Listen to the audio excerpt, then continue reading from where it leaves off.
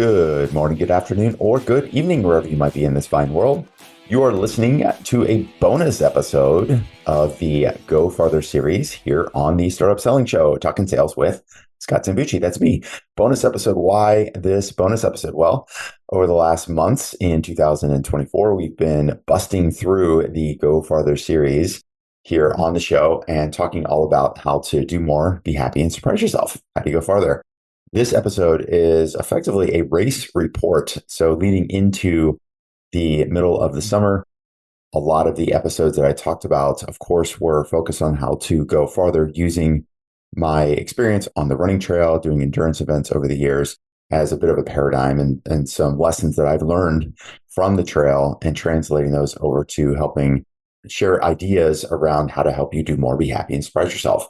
And the last episode of that series, which we just ran last week, which is The Journey is the Joy, was effectively kind of the end of the series, if you will, for now.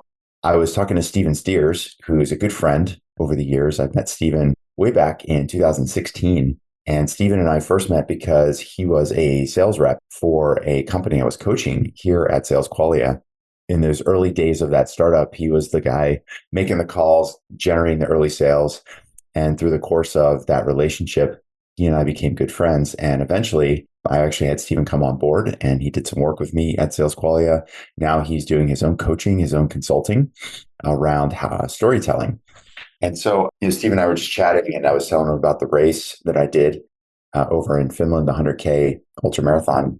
And I guess maybe his curiosity plus the storytelling brain said to me, hey man, let's do a podcast where you share all the details of your race with the audience. So we decided to hop on a call and he basically interviewed me instead of me doing the interviewing. He interviewed me, asked questions about the race. And that's what this episode is all about. So if you want to hear, some of my personal experience being on the trail, what it was like, grinding through 100K, 100 kilometers in the forest in Finland, then this is the episode for you. I also want to let you know that while this series has come to a close, it's not obviously the end of the podcast. We will be picking things up in the fall, starting in September, with a new series that we're going to be launching that's going to run throughout the fall. And in that series, we're going to go back to focusing specifically on sales strategies, sales systems, and sales skills. I've got a pretty nice lineup of guest experts that are going to be joining me, some on a repeated basis throughout the course of the fall. And we're going to be diving deep into very specific sales strategies, sales mindset, the psychology of selling, how everything from a single email that you might be sending or receiving in the course of a 5, 10, 12-month sales process, how a single email could effectively either keep a deal moving forward or end up causing a deal to stall out and die out. Other things we'll be talking about are simple things like how to present yourself to an executive for the first time, how to look for those little tiny incremental improvements that will help you propel those enterprise deals and help you keep them moving forward so that with your business, you can do more, be happy and surprise yourself and go farther. And more importantly, help build the strategy, systems, and skills that you need to keep growing, keep scaling, and keep making the impact you want to make with your company. So that's it for now. I want to say thanks for listening to the show and listening to the series.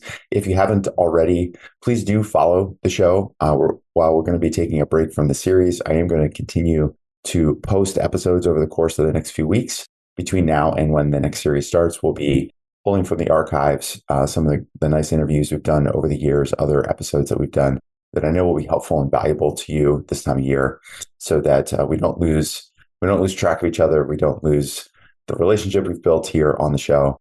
And hopefully we'll also get you excited for the next series coming up in just a few weeks' time. So that's it for now. Thanks so much for listening. Please do tell a friend in 10 and leave us a review as well. And that's it for now. Let's head over to my conversation or Steven's conversation with me over on the Go Farther series. Thanks so much for listening. Steven Steers, it is good to talk to you. Great to talk to you, Mr. Scott Sambucci. Mr. I usually only get Mr. from like really small kids anymore. And even then it's usually like they're just trained kids to call adults by their first name anymore. Really weird. That is crazy. Yeah. If you have kids, you'll learn those things. So, but all good. Ways away from there. Patience. There's no rush. No, you're absolutely right about that. But speaking of not rushing, I have to ask, man, when you said you were in the Nordics going through an ultra marathon, I had so many questions. I had so many questions. Because last time we talked about it, you were like, I'm done with this. This part of my life is over. Which I was so happy to hear, not because I didn't enjoy hearing you go through it, but I was like, that just sounds painful.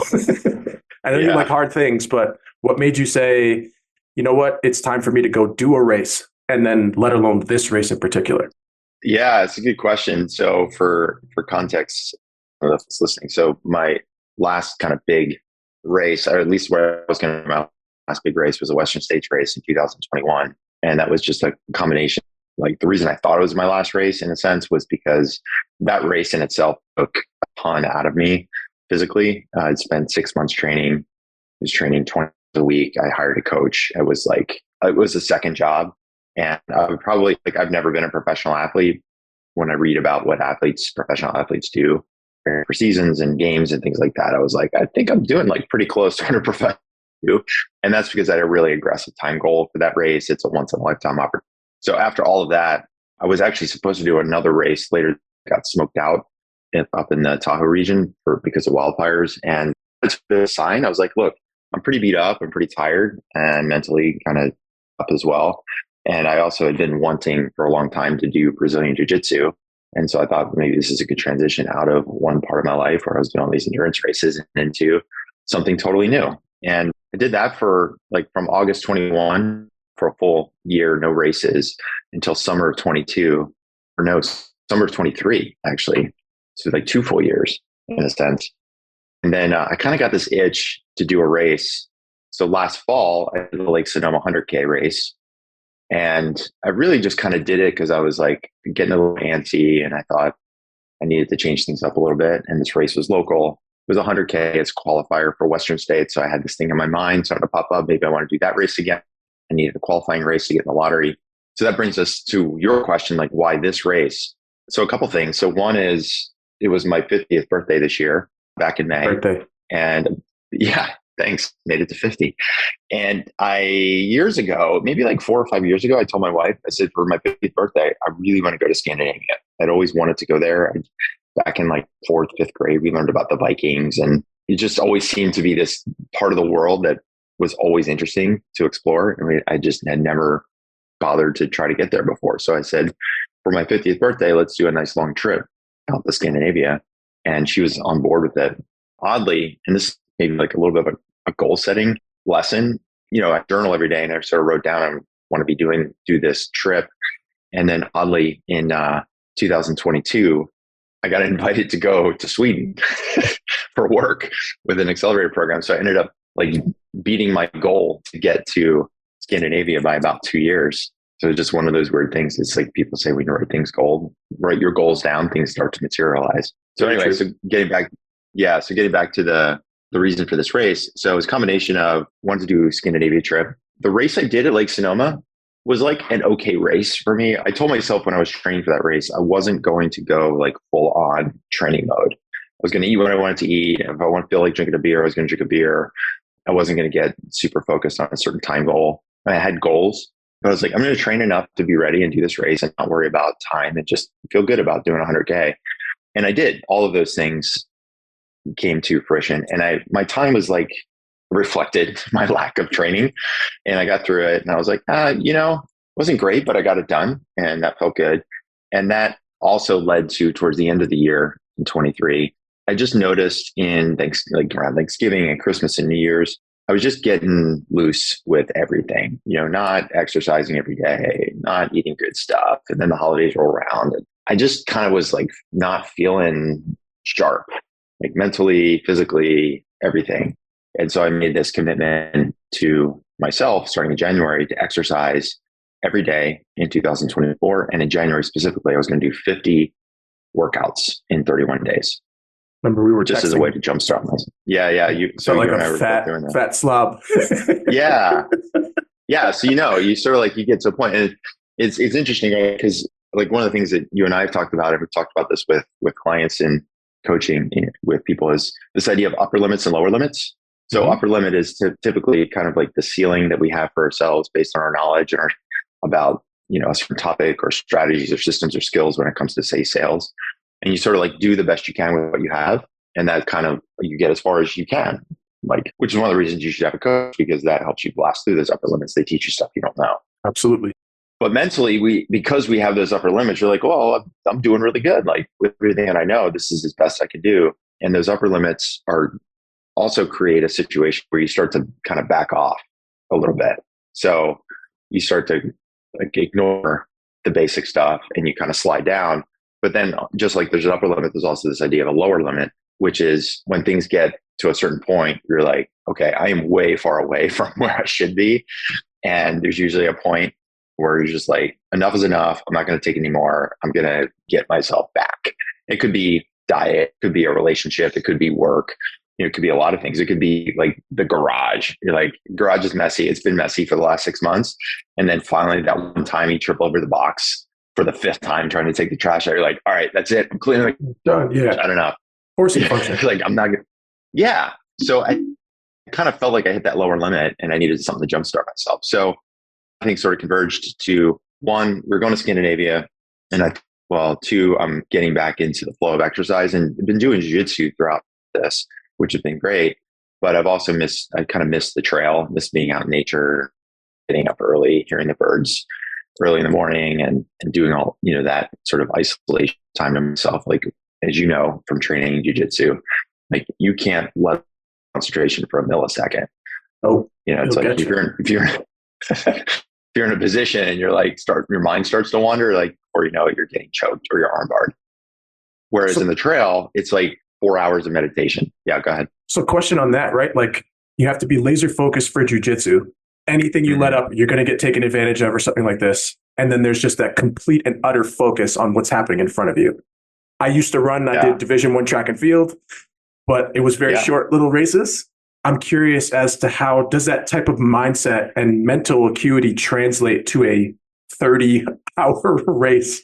Like, how do you, like you said, it's meditation, but like, are you lucid and like coming in and out of it? Is it flowing?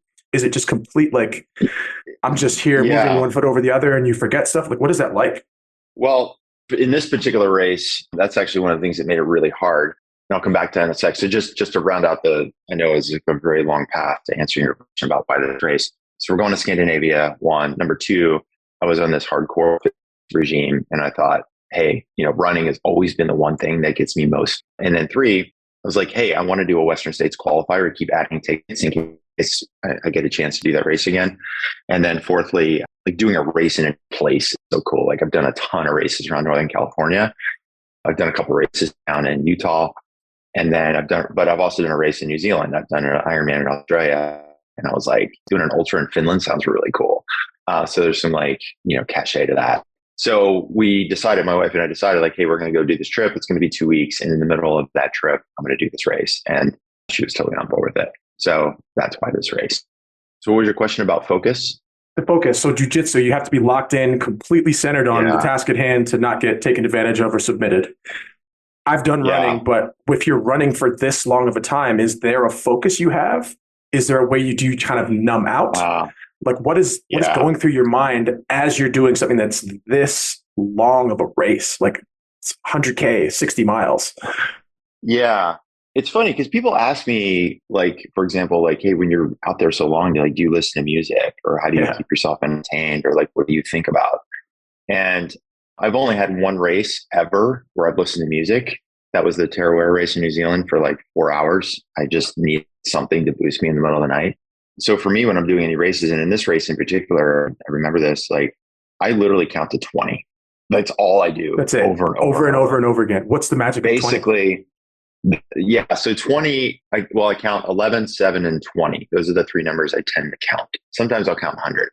And so what I mean by that is like 7-11 is something I learned whenever you're going up a slight uphill. You can't do it with a really steep uphill, but like a slight uphill, usually you can actually run some of it. You can't run like a full mile with a slight uphill, but you can do 11-7. So you run for 11 breaths and then you walk for 7 breaths. Run for 11, walk for 7. And it's just a way to keep yourself moving. And over time, if it's a 1 mile slight incline, you actually can shave like 2 minutes off of your mile. And you do that for 60 some miles, like all of a sudden you're making up some pretty significant amount of time. And you're also passing people, which feels good mentally. So that's the 11.7. That's more on the downhills or the flats when I'm actually running, because a lot of times it's about keeping focused on where you're actually striding. Because if it's rocky, you don't want to be zoning out because you can trip and fall, and that's really painful. But it's also later in the race when you're starting to feel it in your feet or your legs. It's like the downhills and the flats are the places where you should be running. Mm-hmm. And so I always tell myself, like, just run for 20 breaths. And I nasal breathe. I only nasal breathe. I don't do any, unless I'm going up a hard uphill. So my breaths are about like that, which keeps my heart rate down. So each breath is usually about 3 strides. And so I count the 20 breaths. And when I get to 20, I start over and count the 20 again. So it allows you to kind of break up the longer distances. Even like a mile for me is like usually 15 to 20 sets of 20 breaths. So it's just a way for me to keep myself really focused on the now and keep myself moving and not letting myself wander. Because as soon as you start to break your stride, you're like, I'll just walk a bit. Well, walking a bit turns into walking more than a bit, which means walking a lot. And it's like, if you're downhill and you're flat, and even some of the gentle uphills, like, you really need to keep yourself moving. And so I don't listen to music, and I'm really just trying to stay in the moment and trying to stay present so I can keep myself moving. I mean, that's about it. It doesn't, you kind of like, I don't think about anything really, at least not that I remember for the most part. That's amazing. But that's kind of what I like about jujitsu in a way. It's like, I can't think about anything else. I just have to be here completely locked in on what's happening, and everything else doesn't matter. And for anybody listening, if you're an entrepreneur, maybe you get that too. I can't not think about business. Doesn't matter what I'm doing. It's always present. So whenever I can find something else that allows me to completely detach from thinking at all, it's like, oh, this is gorgeous. Wow. 4 hours have passed. Like, it's a blessing. So the time is interesting you mentioned that as well, because when I'm doing these long races, what I learned is early when I was in these races, I have a Garmin, and I used to set, you can have up to 4 fields that skip on time. And so I used to set my field as like average pace, current pace, distance, and I think like elevation or something. And what I found is when you're doing trail running, the distances are really hard to perceive because it's like either a lot of trees or it's windy, or it's nighttime and your depth perception, you can't really see beyond where your headlamp goes. And you could be running and you're like, oh man, I'm killing it. I just knocked off a big chunk. And there'd be so many times I'm like, oh man, I just killed it. And I looked down and I went like 0.35 miles, but in my mind, I'm like, oh, I just knocked off like a mile or so there. And it's discouraging. And so what I started doing a few years ago is I turned off all the fields except for time of day. And because I've done so many of these races and I know my paces, all I do is I look at the schedule of aid stations. So every race will tell you like, these are the 10 aid stations. And then I look at the elevation profile, how much climbing, how much descent. And then I can estimate, hey, between this aid station and that aid station, it's 6.5 miles, which means it should take me about an hour and 20 minutes. So if I get to that aid 7, I just need to run till 8:20 and I'll get to the next aid station. I'm not checking my distance. I'm just thinking about time, because it doesn't matter if it's not 8:20. There's no reason for me to check my watch, because I know at 8:20 is when I get to the next checkpoint. So why bother looking at what the distance is? And that also going to help me get out of the pain of the moment. I hear a lot of analogy with business there too. Like, don't check, I sent this many things. It's like, what progress did you really make? And what's the big thing you're going towards? So I definitely see a lot of analogy there. I'm curious, every time you've done these for as long as we've known each other, I've been like, man, that sounds hard. And then some races, you're like, oh, I did really well. I felt really good about the time. Like I was fresh afterwards. I had my M&Ms after. And then sometimes you're like, yo, that one, like I almost quit. What makes a race hard for the layperson who doesn't get it? Because it's just like, oh, that's like great distance. Like, what makes a race hard? Yeah. I mean, one thing that makes it hard is not being prepared. So whether it's like physically, you haven't trained enough, obviously, and you're just like not able to handle the distance, or you didn't prepare like enough, like of a race plan. I'm super meticulous on my races.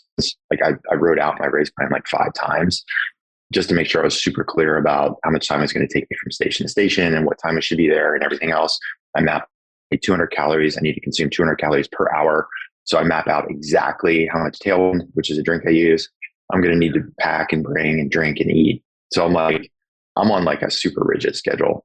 So if I don't have that and all of a sudden I'm not taking enough calories or I'm not taking enough salt, I'm not hydrating enough, and you end up with cramps and then you go slower and you don't have enough food, then everything compounds and that makes the race really hard. But the course itself, the things that make it hard is like one, of course, is length. Like if it's 200 miles, 100 miles, it's different than 50K. But even there, like I've done 50Ks where I've completely bonked, pay attention to nutrition and salt. In other cases, I've done a 200-mile race, relatively good the whole time on a scale, right? So length make it hard. The second thing that make it hard is elevation, meaning like how much high are you, right? So I've never done a super high race, meaning like anything past 10,000 feet in elevation. I have a friend of mine who at the same time I was doing my race in Finland, he was doing a race called the Hard Rock 100, which is considered probably one of the, if not the toughest race, because it's the average elevation, I think, is 12,000 feet over 100 miles. And it's like 40,000 feet of vertical climbing. So you're climbing past the like 33% more than Mount Everest. So Mount Everest is 30,000 feet. So the vertical climb, I think, is either 30 or 40,000 of vertical climbing at an average of 12,000 feet. There's a couple peaks you get to that are 14,000. So you're high. 14,000 is where like, you're going to really feel it. Like some people who need oxygen at 14,000. So he was doing that race, like high elevation and the vertical gain. So that's a third thing that makes it hard, is like how much vertical is there. But again, like if you're able to adjust for those, like, okay, I know if a race is 200 miles, I'm going to train for it. If I know the race has a lot of like elevation, like I'm going to go make sure I do some elevation training.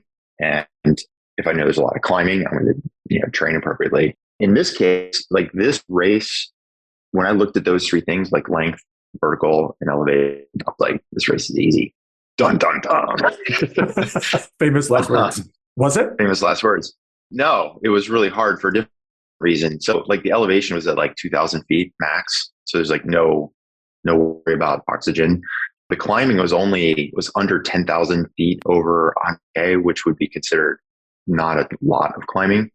Usually like 10,000 feet per 50 miles would be considered the start of a hard race. Meaning you're going up 10,000 feet over 50 miles. So this was 10,000 feet over 63 miles. So I was like, not a lot of climbing. Not a lot of elevation, and it's only 100K, right? So for me, I've done much longer races and I know how to manage 100K. So I was like, this one actually looks pretty easy, and I was expecting to have a pretty fast time. I was like, I could torch this course because I also trained really well. My training regimen was pretty tight this time around. How many miles a week were you putting in beforehand? On average, 450. I had a couple weeks, which it's just enough for me, and it's how you do those 50 miles. Like, it's like one long trail run that's 20 miles with lots of elevation and climb. That's like a big chunk. And then I might do like a 10 miler at pace or do pickups, like fartleks, as you probably know. And then I'll do like 3 runs of 5 to 6 miles. And then so pretty quickly you can get up to 45, 50 miles. That was enough for this distance for me. The races like the Western States race, I got up to one point I was doing 80 miles pretty regularly. And I got up to like a 95 mile week once, which is an insane amount of mileage for me. But in this case, I was training really smart and doing exactly the kind of runs I needed to do to get ready. So all of that, I was like, I'm going to go out there. I'm going to do like a sub 14 hour, which would be considered pretty fast, like top 15%, which I've done in races coming in top 15, 20%. So I was like, I'm going to go out there and torch this course. What I didn't account for was the terrain itself. So the actual trail where your feet are hitting the ground. The first 5 miles pretty good. It was just to climb up to the top of a mountain. We got to the top so this is actually something else that made it hard. The race started at 11 p.m., which is really unusual. Usually races start at like 5 a.m. and I'm a morning person. So I get up, like ready to go. You run at daybreak, run through the day. In this case, I was basically up all day. I tried to take a nap, but then we had to meet the buses to take us to the starting point at like 8:30. They drove us up there. Then you're sitting around, you're waiting. And then you start at 11 p.m. because it's in Finland. In the summer, it was perpetual daylight. So you got to the top of the first peak and just at midnight. So that was cool. I took a picture of the top of the mountain with the sun still out. And then the next 3 miles of this night, it was like a nice dirt track down to the first aid station. The first 5 miles, I'm like, this is awesome. Like, I got this. I'm crushing it. And that's just the rest of the next basically 40 miles. It was like Mirkwood. if you don't, so people that are the Hobbit fans, Mirkwood in the second Hobbit movie, I know this because my son and I have watched the Harry Potter movies, the Star Wars movies, the Hobbit movies. It's like, this is what you do when your kid's 10, 11, 12 years old. Mirkwood is the woods that the Hobbit and the dwarves had to go through to this one town. And when they got into this forest, they were told, stay on the trail. And once they got off the trail, they would never find the way back. And while they're in the forest, they started to feel like they were hallucinating. And then these spiders started to attack them. Like that felt like the trail to me. It was like, so you think about Finland. So Norway on the coast, super high, striking rock peaks at like 5,000 feet. You got fjords and ocean, and it's just like unbelievable. And then as you start moving inland, the rocks turn into mountains, which turn into like rolling hills. So by the time you're in Finland, they're basically just these rolling hills of like 2,000 feet, 3,000 feet at most. The highest peak in Finland is 4,500 feet, but it's all forest. And because there's snow ground from basically October to May, the ground never dries out. And the trees in the summer, all these evergreen, they love it. So you got these high evergreen trees, and they're growing like crazy. And the roots are coming out of the ground anywhere, like either just out of the ground or sometimes like a foot out of the ground. And then underneath that, all this rock is underneath the roots, and underneath the rock is like basically kind of marsh or like really spongy ground, because the snow melt never actually dries. So after this first 1 miles, turned a left into this forest. And for the next freaking 12 miles, that's all I did was hop from root to root and rock to rock. Wow. And I was like, so slow. I should have known I was in trouble at the starting line, because most of the people in the race were Finnish, like 95%. There was only a couple of Americans, a couple Brits, some other folks. Like almost everybody had trekking poles. And I was like, I left mine at home. I was like, I don't want to run with trekking poles. Part of it is because I like to carry a handheld bottle and I can't to drink, and it's kind of a thing. Anyway, and I was like, I think I probably should have trekking poles, because all of the locals have trekking poles. And now I understood this is why they had trekking poles, because a lot of them were just like kind of propelling themselves and leaping over these rocks and roots, and it kind of much easier for them to manage, where I was like getting on a wet route that I'd, like every time I would worry about my ankle ligament tearing or something. Ooh. So basically from like mile 5 or 6 to close to mile 50, 45 or 50, most of the race was that. It was just horrible. I was like doing like 15-minute miles, and that felt like I was moving at pace as best as I could move, versus running 10, 11, 12-minute miles. So it was pretty brutal mentally. Were there other highs or lows from that? Yeah. So, I mean, overall, I felt like I managed it pretty well because of that. Like, hey, the next aid station is 12 miles away, which actually made it hard, because in the US, we really pamper people, obviously. So it's like aid stations usually 6, 7 miles apart. And this one, they had aid stations like 12 miles apart. Another time, an aid station was like 18 miles apart. And it's a long stretch. I mean, you're out there like 3-4 hours between aid stations sometimes. So where I really kind of felt the low, I think the lowest low was, so we started 11 p.m. By 11 a.m., I started to feel the sleep deprivation. Like I had this a couple of weeks ago when I was pacing somebody at the Western States race. I started pacing him just before midnight, and it's kind of the same deal. I was up all day. And by 4 o'clock in the morning, when I was with him, I was falling asleep while I was running. It's just my brain was shutting off. And I've had this in other races. And that was happening to me at like 9 in the morning. My brain was like, I could just feel my brain shutting off. Like, I'm not doing this. And I would kind of nod off, and I'd lose focus. And it was just hard to keep awake. So I had that low at like 9 o'clock in the morning when I realized, like, shit, man, I still got early on, I knew there's no way I'm doing 14 hours. There's no way. So I'm like, okay, if I can do 16 hours, 14 hours would have me finish at like 1 in the afternoon. 16 hours, I'm done at like 3 in the afternoon. 18 hours, I'm done at 5 in the afternoon. I'm like, okay, so if I still get done at 3, it's still, still a good time, 16 hours. And then I started to realize at like 9 in the morning, I'm like, I'm going to be out here all freaking day. Like I get to the midway point, and texted my wife.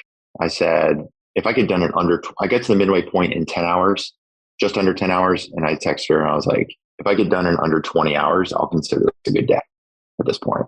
And so by the next morning, I was just like zoning out and zombieing. And I did trip once and I fell. And then some guy said something to me in Finnish that felt like a lecture.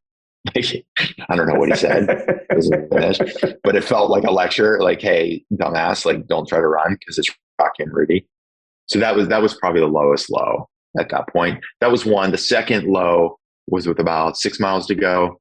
So once you got out of the woods, the last 12 miles were at the ski resort area. And so you're coming out of the forest and it's just actual trail. And so you came out and then there's an aid station with about 12 miles to go. And I knew there was this one big climb, which I was prepared for. It was pretty steep. It was basically climbing like 100 feet in a mile, which is really, it's basically up a ski. It was up a black run. So if you skied and you know what a black run looks like coming down, that's what you're climbing up. And it was all rocks. And so you're basically like just stepping rock to rock all the way up. So that was like, okay, if I get this done, I'm done. It's the last climb. I'm good to go. Right. The problem came when I forgot about the actual last climb.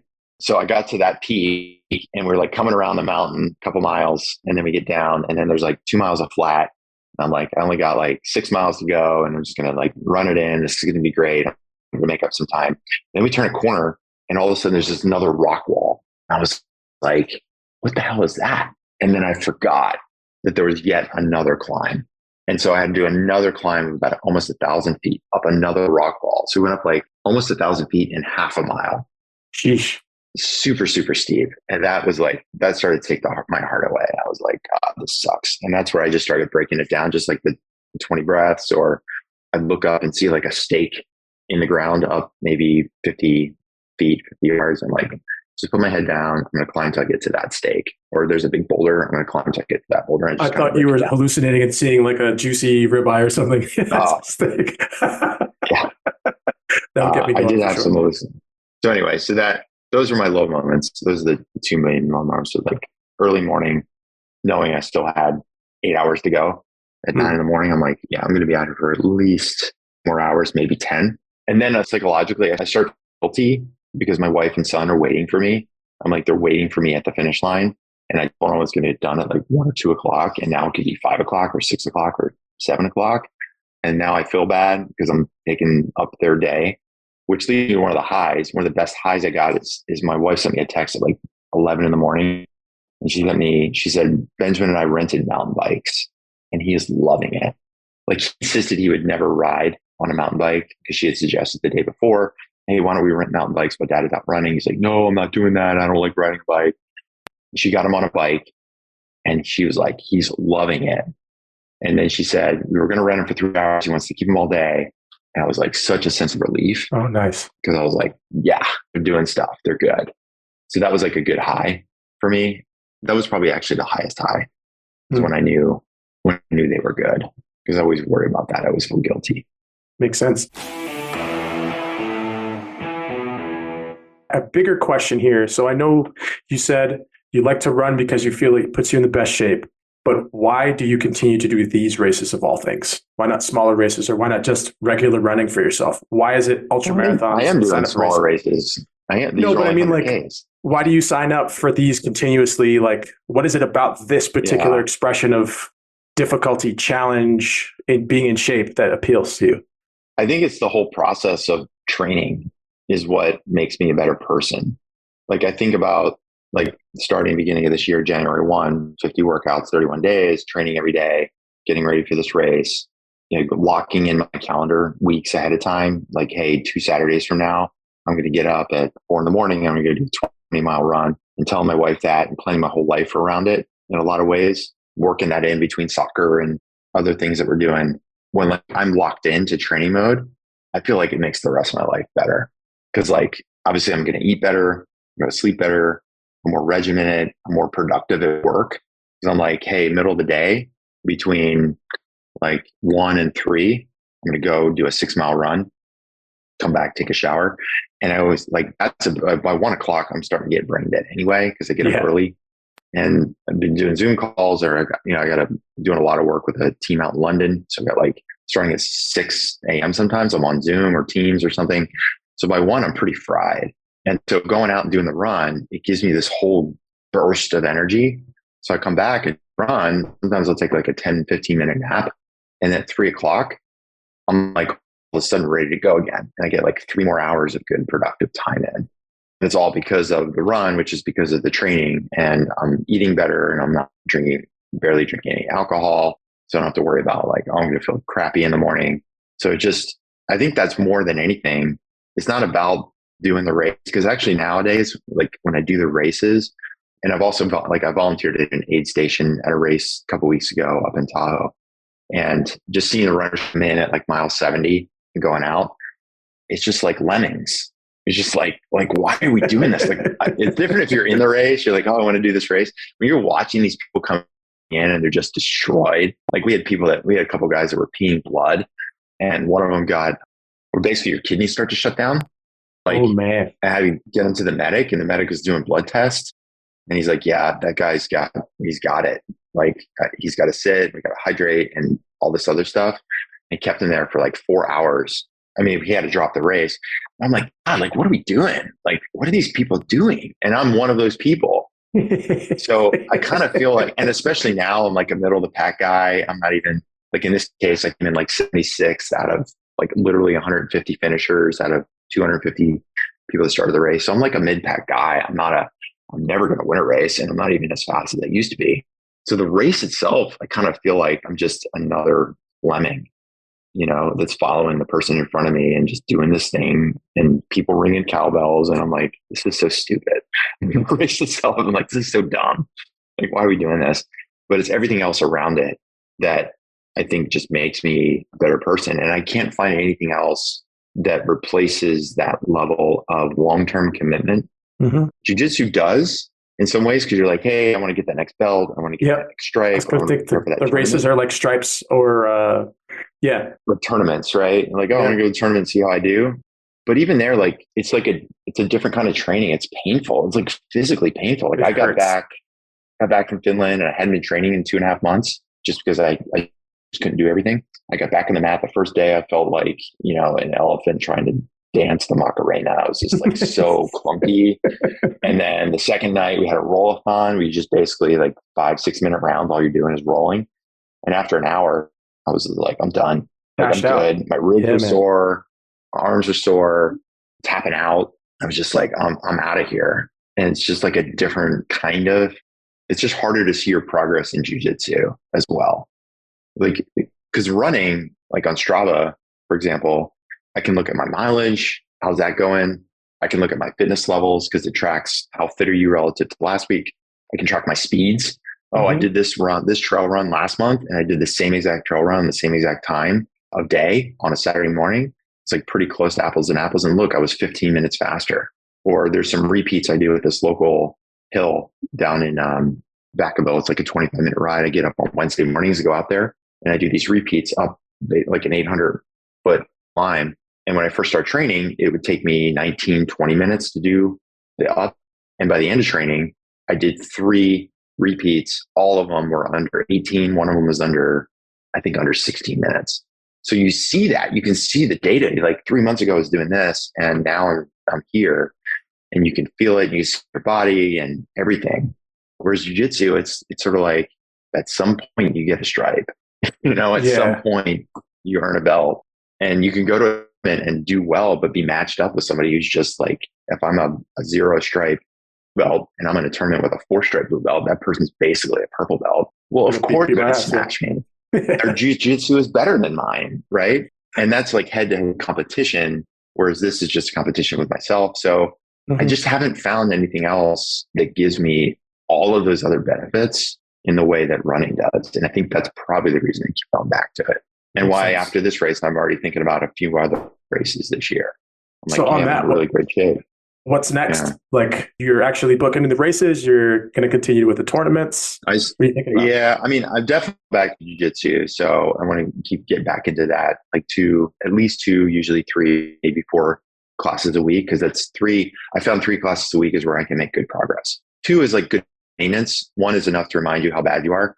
If I do more than 4, it's just like too much. My body. You're in pain. So yeah, like 3 or 4, I can make good progress. And so I definitely want to make progress on that throughout the year. I got a blue belt last year, but I don't have any stripes. So I'm like, hey, if I get 1 stripe by the end of this year, that would be progress. But race wise, I'm looking at, there's a 50-mile race that's nearby in Berkeley. It's like an hour and 15 minutes called the Dick Collins 50, which is kind of like a pretty famous race. It's been around for a while.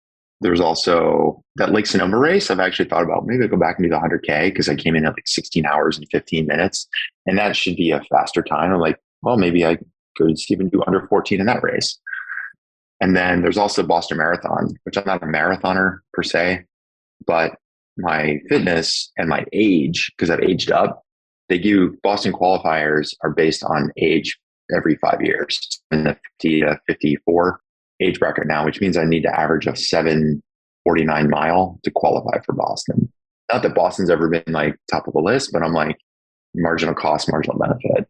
Like, hey, if I train hard if I do like another ultra in the next 2 months, keep my baseline fitness, and then spend say October, November working on speed, I'm sure I can get down to like a 7:45 or even a sub 7:40 mile. And that would give me enough cushion to actually qualify for Boston. And then I go to Boston, and that would be kind of a cool thing to do. So that's what I found myself thinking about. Yeah. It seems like you enjoy doing difficult things.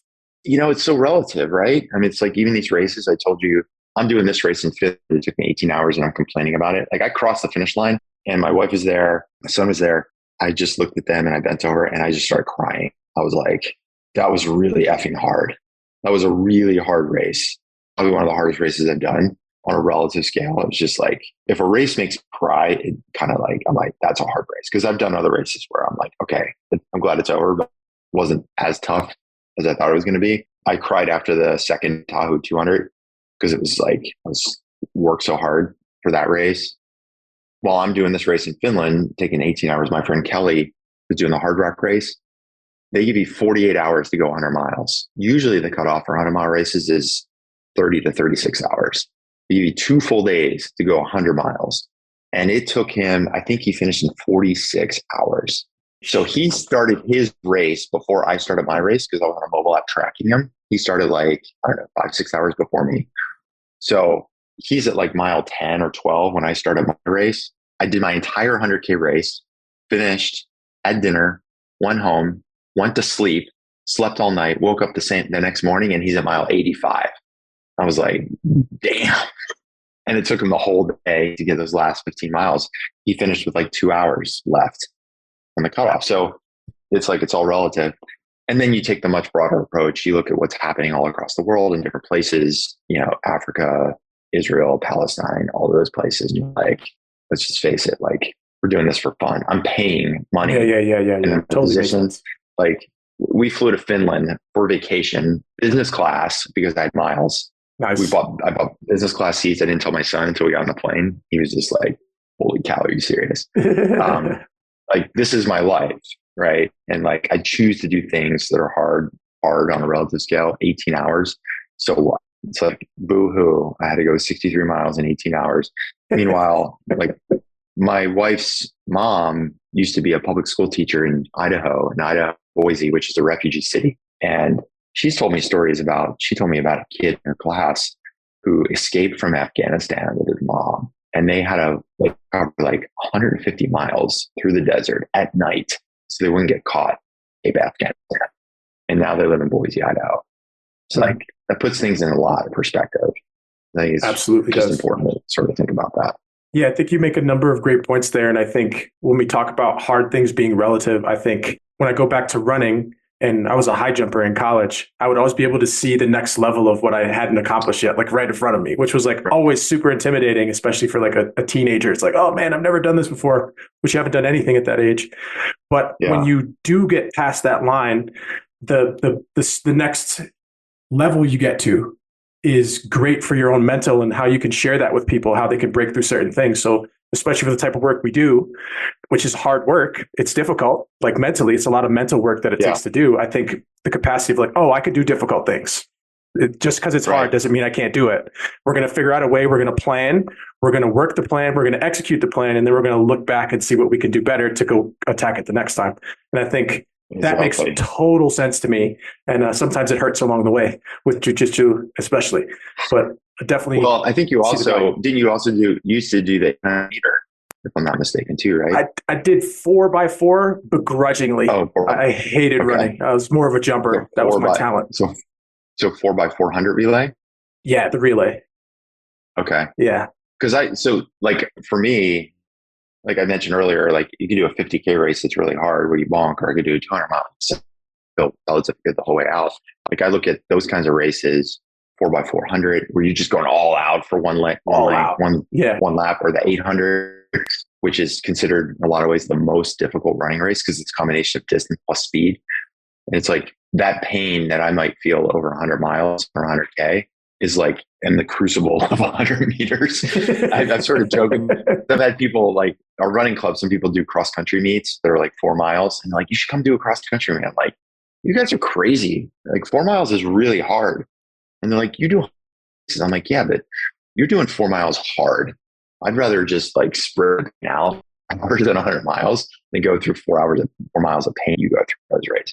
So it's like that part of it is relative as well. So like you think about like, say, a founder of a company, and you're like harder to get to the first million in revenue, or is it harder to get to build $100 million company? In some ways, like that, people say the first million is the toughest in all kinds of contexts, but it's like, God, like effort that it takes to just get to the first million or just get to your first customer is so freaking, all the things that you need to do to get to that sort of first finish line that you learn from that experience. And then the next steps actually feel a little bit easier because now you've been through some pain. So I've always felt like, those kinds of races are way tougher. 4x400s, 800s, like I can't imagine doing those. I don't miss them. I'll tell you that much. I definitely don't. I'd be one of the few track athletes that hated running. I hated it, but it was very good.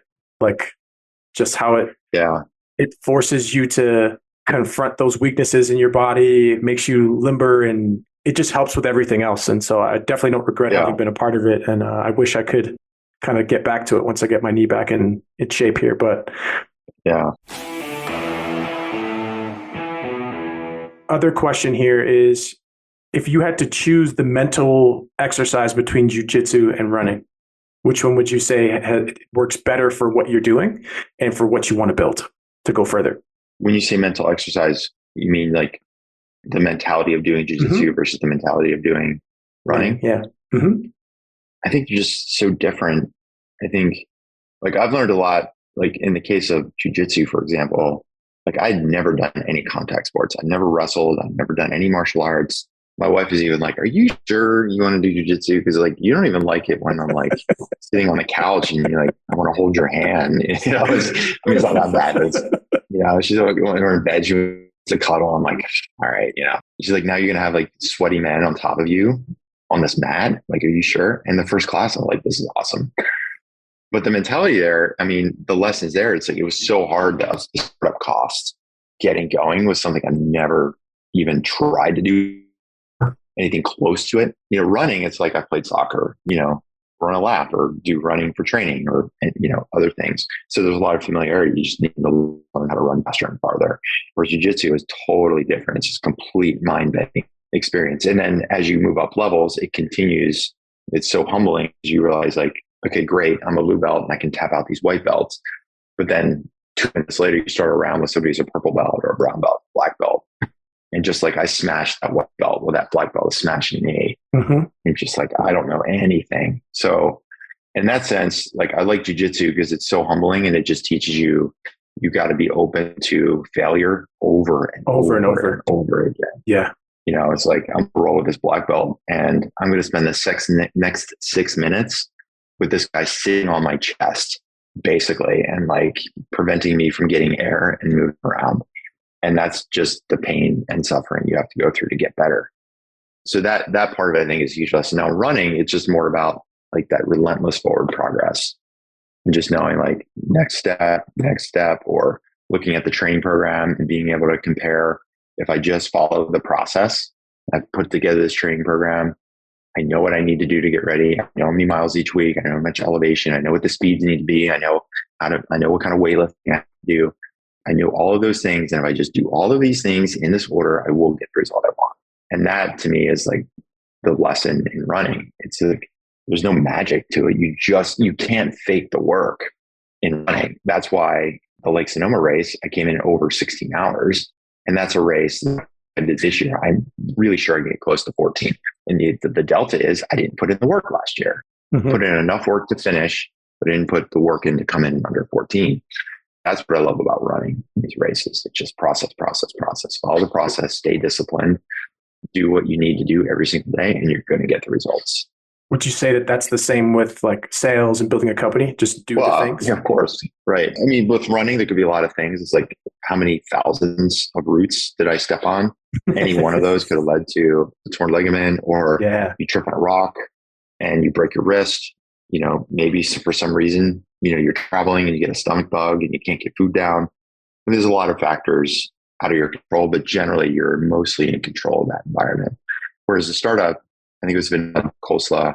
Well, I know it was him who said, to paraphrase, startups are a combination of luck and opportunity, and most of it is luck. It's a very broad paraphrase.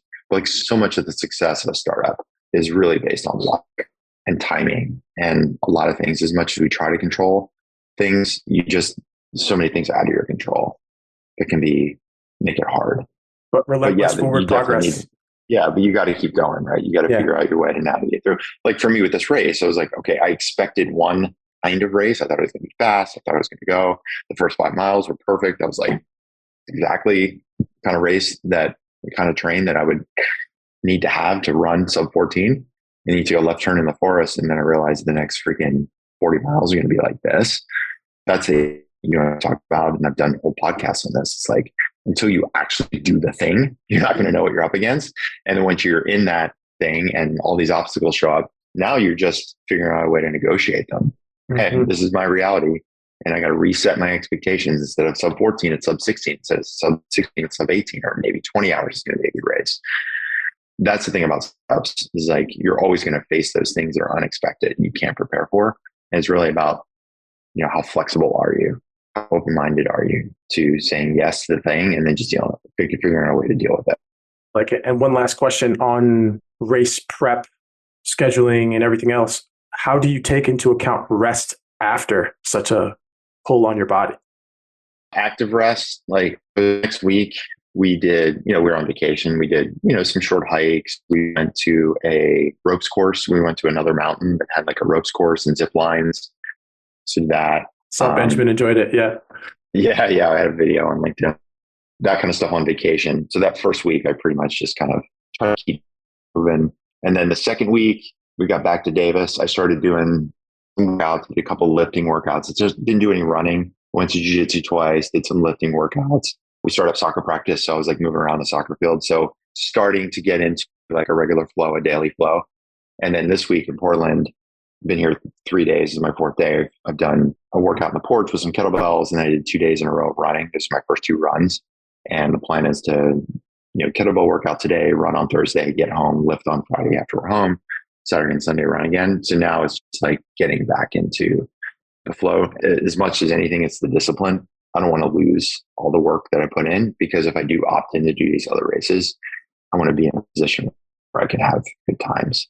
So I usually give myself like 2 weeks, a week sure to do whatever, and then another week to keep, still do whatever, but be more deliberate. And by week 3, okay, I got a plan. Now I'm still eating Blue Star donuts and at night and stuff while we're here, but I'm definitely working out now. That's awesome. I'm excited for you, man. I'm glad to hear. Thanks. Whenever we get a text back and forth about where you are, what you're up to, it's like, I could tell how much excitement you have for being able to do this stuff. So it's palpable, even in a text message form. So grateful to hear you're enjoying yourself and taking advantage. Thanks, man.